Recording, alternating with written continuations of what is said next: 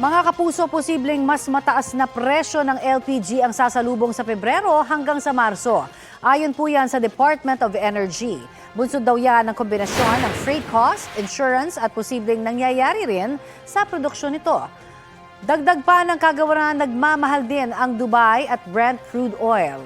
Ngayong Enero pa lamang, mahigit 3 pesos kada kilo na ang itinaas ng presyo ng LPG. Samantala, may price freeze po sa LPG at kerosene sa ilang lugar sa Davao Region.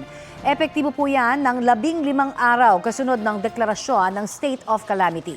Sa Davao del Norte halimbawa, hanggang February 5 po ang price freeze.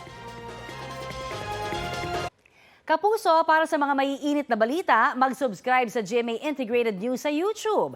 Sa mga kapuso naman abroad, subaybayan nyo kami sa GMA Pinoy TV at sa www.gmanews.tv.